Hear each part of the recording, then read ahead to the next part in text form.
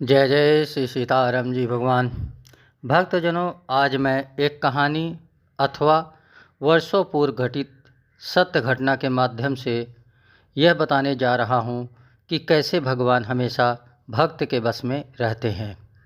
भक्तजनों, यह घटना अरब देश की है। वहाँ के बादशाह का एकमात्र शहजादा था जिसकी उम्र थी 14 वर्ष और जिसे पूरी कुरान कंठस्थ थी। देखने में अत्यंत खूबसूरत था। एक दिन उसकी अचानक मौत हो जाती है।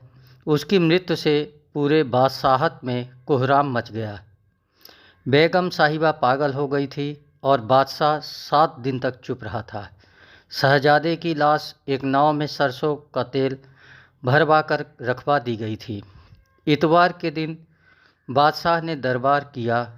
अरब के सभी आलिम मौलवियों को अथवा जितने भी विद्वान मौलवी थे, ख़ास तौर पर उन सबको बुलाया गया था।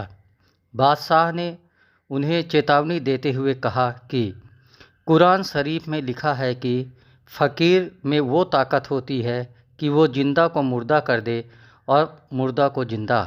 अगर ये सच है तो 1 साल के अंदर किसी ऐसे फ़कीर को लाओ जो शहजादे को जिंदा कर दे, अन्यथा अरब की तमाम कुतुबे कुरान की होली खेली जाएगी और तमाम मौलवियों को सूली पर चढ़ा दिया जाएगा। बादशाह की चेतावनी सुनते ही मौलवियों की घिघी बध गई। चेहरे पर मानो कि 2 बज गए हों। जिस कुरान शरीफ से वो अपनी जीविका चला रहे थे, उसी के प्रति उनके मन में अश्रद्धा पैदा हो गई। उन्हें लगने लगा कि हो सकता है कि नशे की हालत में मोहम्मद साहब ने यह सब असंभव बातें लिख डाली रही हों और उसी नशे की बदौलत आज हमें सूली पर का हुक्म सुनना पड़ रहा है। मौलवियों ने एक सभा बुलाई तथा अखिल विश्व समस्त विश्व के समस्त देशों में एक एक विद्वान को भेजा गया। बादशाह ने उन लोगों को सफ़र खर्च के लिए 1-1 लाख रुपए दिए और कहा कि अगर तुम लोग फरार हो गए तो तुम्हारे बाल बच्चों का कत्लेआम कर दिया जाएगा। भारत के लिए जो मेंबर चुना गया था उसका नाम था फैजी।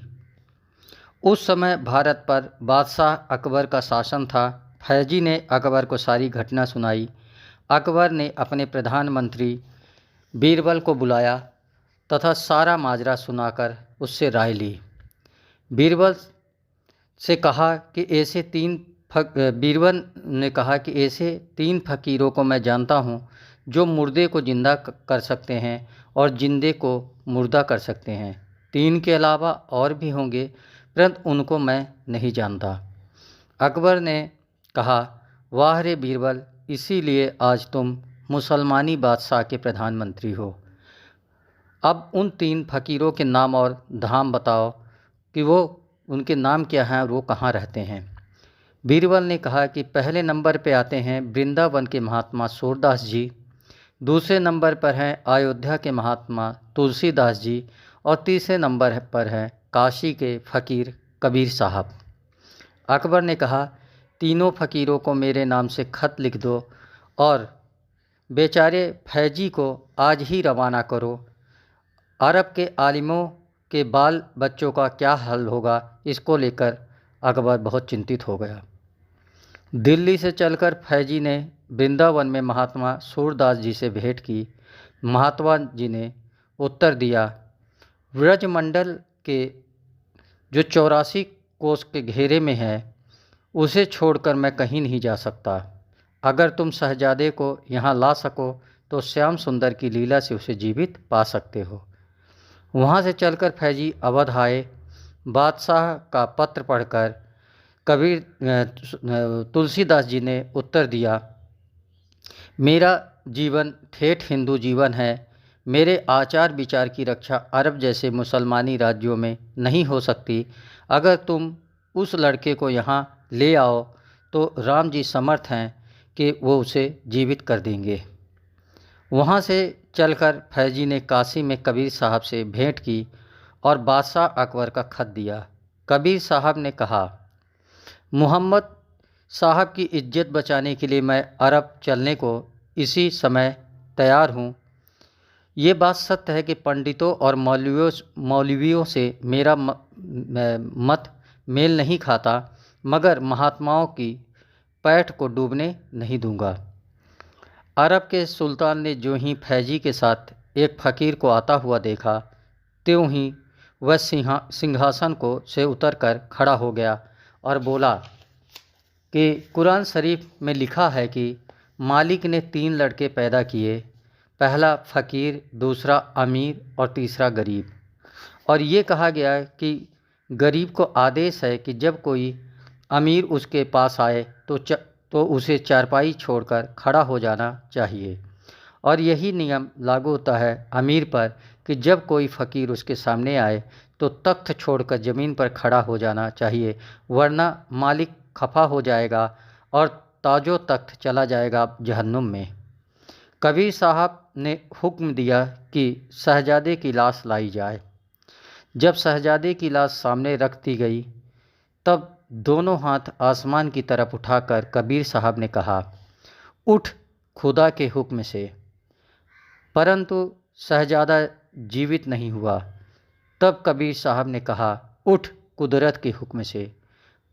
परंतु शहजादा फिर भी जिंदा नहीं हुआ। अंत में कबीर साहब ने कहा, उठ मेरे हुक्म से। तुरंत शहजादा जीवित हो गया। बादशाह ने उसे छाती से लगा लिया।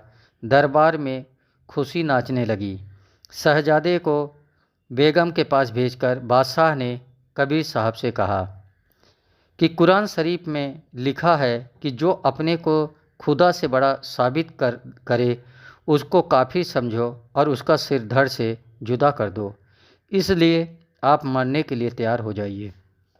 कबीर साहब ने कहा कि बंदा अर्थात जीव खुदा अर्थात परमात्मा से बड़ा नहीं हो सकता, अर्थात बंदा खुदा से बड़ा नहीं हो सकता है। जो ऐसा कहता है वह ज़रूर पागल है, किंतु मैं पागल नहीं हूँ। बादशाह ने कहा, कुदरत और खुदा के हुक्म से शहजादा जिंदा न हुआ, आपके हुक्म से जिंदा हुआ। अब बताइए कि आपका रुतबा खुदा के रुतबे से बड़ा साबित होता है या नहीं। कबीर जी ने कहा, नहीं, आपकी अक्ल का फेर है। खुदा ने यह दिखाया कि भगत के बस में भगवान रहते हैं। तब बादशाह का मलाल मिट गया।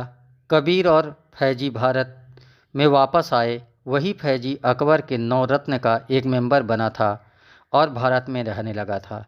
तो भक्तजनों, इस कहानी से यह शिक्षा मिलती है कि भगवान हमेशा भक्त के बस में रहते हैं।